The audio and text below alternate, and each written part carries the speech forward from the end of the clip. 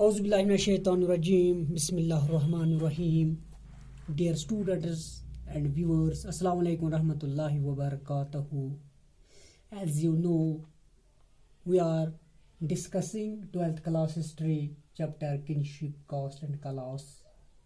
Today our topic is language and context.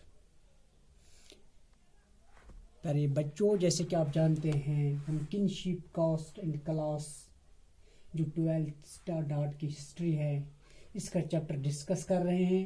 آج کا جو ہمارا ٹاپک ہے یہ اس چیپٹر کا آخری ٹاپک ہے، language and context the authors.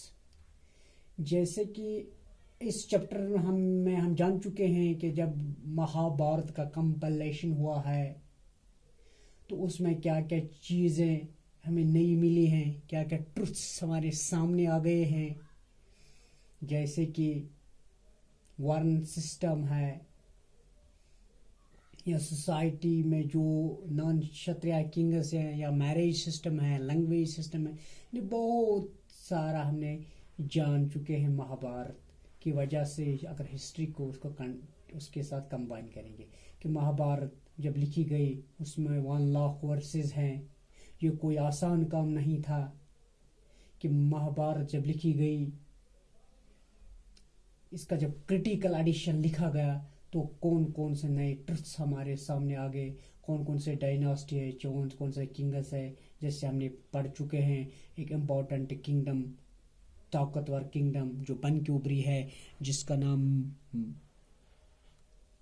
Magadh umpire تھا. یا اس کے بعد اور ایک امپورٹنٹ کنگڈم ابری ہے کرو، جس کا نام ہے کرو.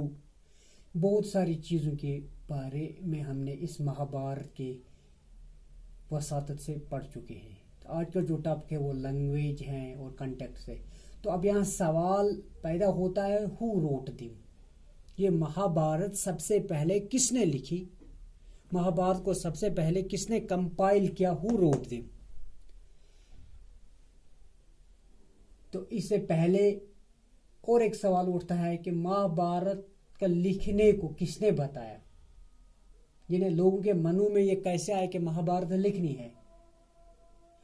تو جان چکے ہیں ہم کہ کچھ لوگوں کا کہنا ہے یہ اورل اسٹیٹس آف چیریٹیز ہے. جو چیریٹیز کے لوگ تھے وہ زبانی ایک دوسرے کو داستانیں سناتے رہتے تھے، بتاتے رہتے تھے. ہستانہ پورہ میں کوئی یدھ نہیں ہوا ہے.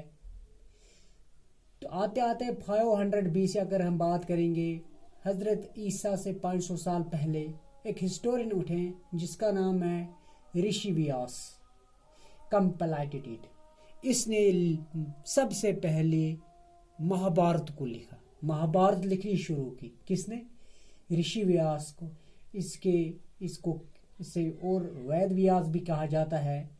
لیکن پھر بھی کچھ ایکسیپشنز ہیں کہ سم میتھولوجیکل، کچھ لوگ کہتے ہیں یہ کچھ میتھولوجی ہے، میتھولوجیکل ٹروتھ ہے.